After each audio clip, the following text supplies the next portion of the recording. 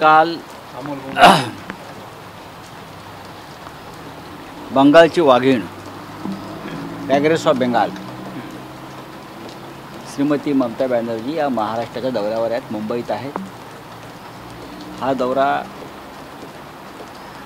मुंबईत शासकीय कामासाठी जरी असला तरी जेव्हा मुंबईत येतात तेव्हा त्या आवर्जून ठाकरे कुटुंबातील प्रमुख व्यक्तींची भेट घेतात. मागच्या वेळेला उद्धवजी आणि आदित्य भेटले होते. आम्ही त्यांना नेहमी भेटत असतो दिल्लीत किंवा कलकत्त्याला जाऊन. पण ममताजींचं स्वागत काल स्वतः आदित्यजींनी जाऊन केलं.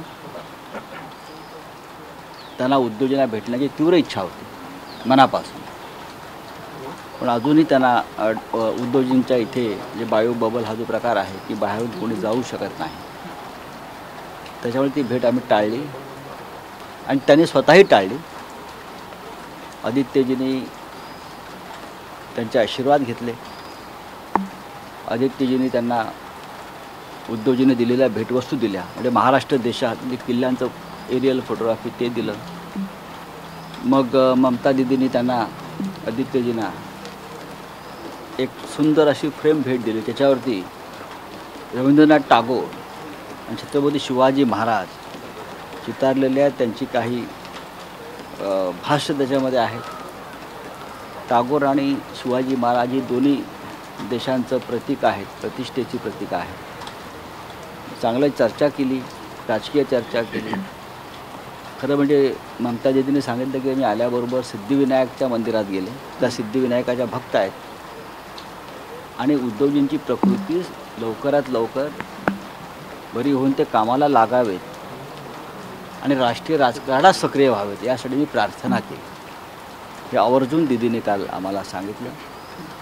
नक्कीच राजकीय चर्चा झाल्या. ती चर्चा अत्यंत महत्त्वाची आहे. ज्या पद्धतीनं महाराष्ट्रामध्ये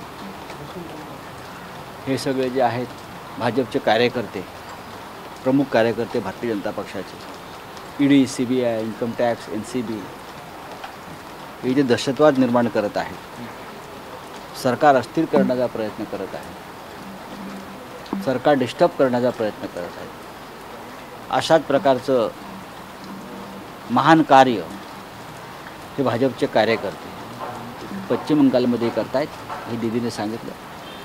पण दीदी असंही म्हणाल्या की आम्ही त्यांना पुरून उरलेलो आहोत आणि उद्धव ठाकरे यांच्या नेतृत्वाखाली महाराष्ट्रसुद्धा या दहशतवाद्यांशी सरकारी सामना करेल याची खात्री आहे असं त्यांनी सांगितलं.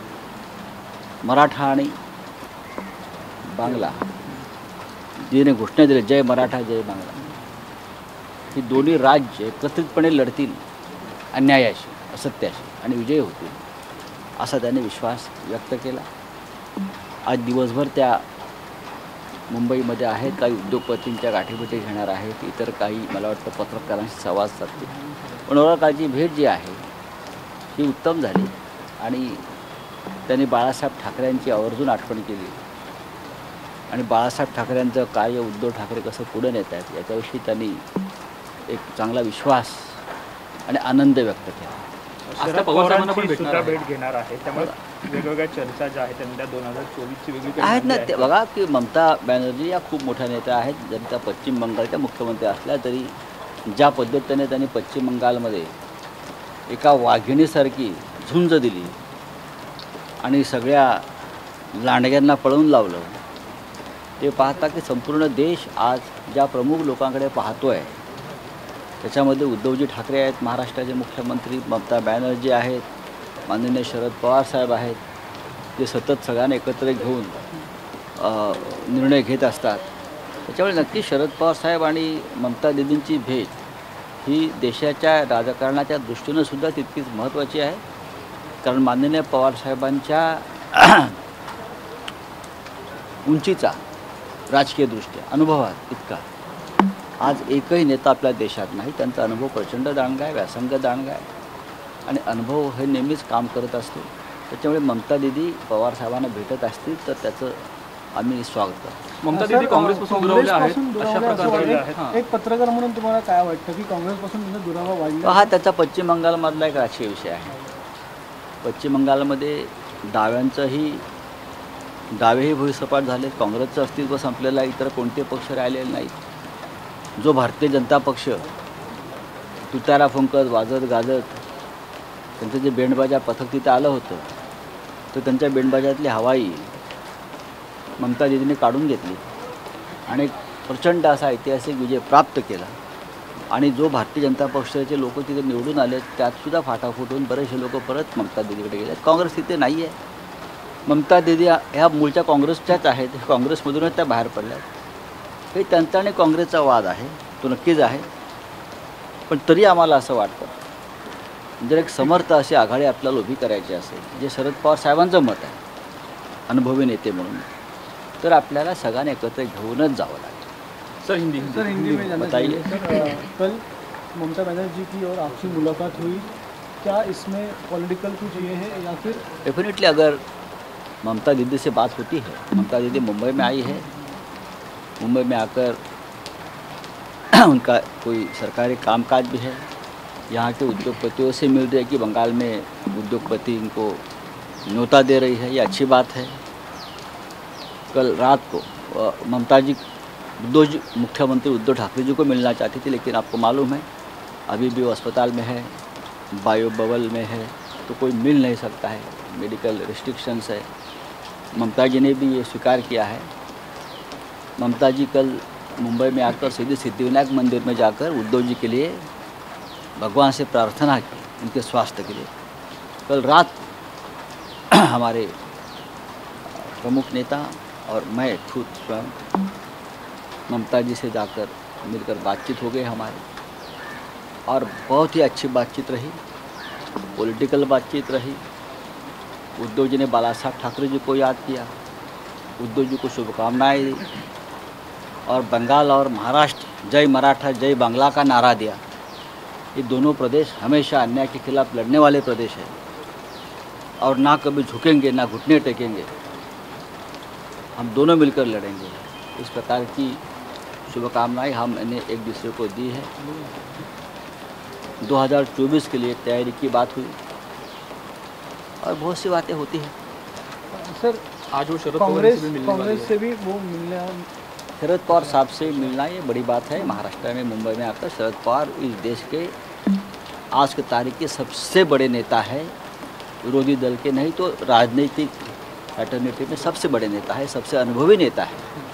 तो उनका मार्गदर्शन और उनसे अगर चर्चा होती है तो ज़रूर कोई अच्छी बात निकलकर सामने आएगी. मैंने देखा था इसमें सोनिया गांधी जी से भी उनकी बातचीत हुई थी और मिलना हुआ था, लेकिन वो अपने खुद की राजनीति है, पश्चिम बंगाल की राजनीति है, मैं उसके ऊपर भाष्य नहीं करूँगा.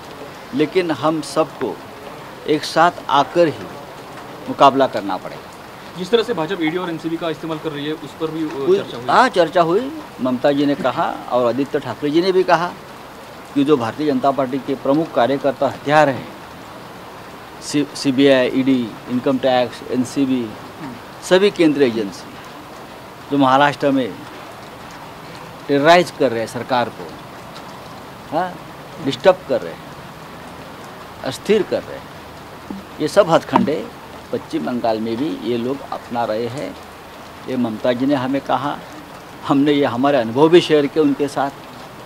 लेकिन ममता जी ने कहा कुछ भी हो लेकिन हम घुटने नहीं टेकेंगे. सर मुख्यमंत्र्यांची तब्येत कशी आहे कधीपर्यंत? हे पहा, मुख्यमंत्री साहेबांशी माझं आज सकाळीच बोलणं झालं. त्यांची तब्येत अत्यंत उत्तम आहे.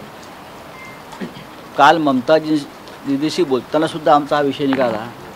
जोपर्यंत ते पूर्ण बरे होत नाहीत तोपर्यंत त्यांनी इस्पितळाच्या बाहेर पडू नये असं फक्त आमचंच मत नाही तर देशभरातल्या सगळ्या प्रमुख नेत्यांचं म्हणणं आहे. कारण यापुढली लढाई ही मोठी लढाई आहे आणि उद्धव ठाकरे आणि तंदुरुस्त राहणं हे लढाईसाठी अत्यंत महत्त्वाचं है. सर हिंदी बताइए. मुख्यमंत्री इनका स्वास्थ्य अभी कैसा है? देखिए, मुख्यमंत्री जी का स्वास्थ्य एकदम ठीक है. आज सुबह मेरे उनसे बातचीत हो गई. वो वहाँ से काम भी कर रहे हैं. थोड़ा फिजियोथेरेपी चल रहा है उनके लिए. जल्दी स्वस्थ हो जाएंगे, ठीक हो जाएंगे. लेकिन सिर्फ हमारी नहीं, तो जो भी प्रमुख नेता है इस देश के सभी का यही कहना है. कल ममता दीदी जी ने भी यही कहा, जब तक उद्धव जी पूरी तरह से स्वस्थ होकर नहीं निकलते तब तक वो अस्पताल से बाहर नहीं आना चाहिए. हम एक लंबी लड़ाई की तैयारी हम लोग कर रहे हैं, तो उद्धव जी की लीडरशिप उसमें बहुत योगदान देगी।